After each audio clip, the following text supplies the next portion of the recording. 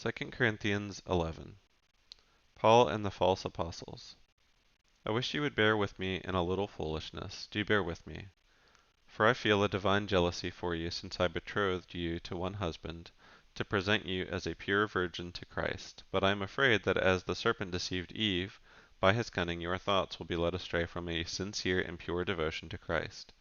For if someone comes and proclaims another Jesus than the one we proclaimed, or if you receive a different spirit from the one you received, or if you accept a different gospel from the one you accepted, you put up with it readily enough. Indeed, I consider that I am not in the least inferior to these super apostles. Even if I am unskilled in speaking, I am not so in knowledge. Indeed, in every way we have made this plain to you in all things. Or did I commit a sin in humbling myself so that you might be exalted, because I preached God's gospel to you free of charge? I robbed other churches by accepting support from them in order to serve you, and when I was with you and was in need, I did not burden anyone. For the brothers who came from Macedonia supplied my need, so I refrained and will refrain from burdening you in any way. As the truth of Christ is in me, this boasting of mine will not be silenced in the regions of Achaia. And why? Because I do not love you? God knows I do. And what I am doing I will continue to do in order to undermine the claim of those who would like to claim that in their boasted mission they work on the same terms as we do. For such men are false apostles, deceitful workmen, disguising themselves as apostles of Christ. And no wonder, for even Satan disguises himself as an angel of light. So it is no surprise if his servants also disguise themselves as servants of righteousness. Their end will correspond to their deeds. Paul's sufferings as an apostle. I repeat, let no one think me foolish, but even if you do, accept me as a fool, so that I too may boast a little.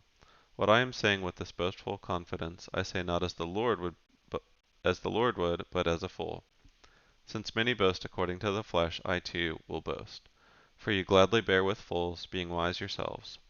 For you bear it if someone makes slaves of you, or devours you, or takes advantage of you, or puts on airs, or strikes you in the face. To my shame I must say, we were too weak for that. But whatever anyone else dares to boast of, I am speaking as a fool, I also dare to boast of that. Are they Hebrews? So am I. Are they Israelites? So am I. Are they offspring of Abraham? So am I. Are they servants of Christ? I am a better one. I am talking like a madman, with far greater labors, far more imprisonments, with countless beatings, and often near death. 5 times I received at the hands of the Jews the 40 lashes less one. 3 times I was beaten with rods, once I was stoned. 3 times I was shipwrecked. A night and a day I was adrift at sea, on frequent journeys, in danger from rivers, danger from robbers, danger from my own people, danger from Gentiles, danger in the city, danger in the wilderness, danger at sea, danger from false brothers, in toil and hardship, through many a sleepless night, in hunger and thirst, often without food, in cold and exposure. And apart from other things, there is the daily pressure on me of my anxiety for all the churches. Who is weak, and I am not weak? Who is made to fall, and I am not indignant? If I must boast, I will boast of the things that show my weakness. The God and Father of the Lord Jesus, he who is blessed forever, knows that I am not lying. At Damascus, the governor under King Aretas was guarding the city of Damascus in order to seize me, but I was let down in a basket through a window in the wall and escaped his hands.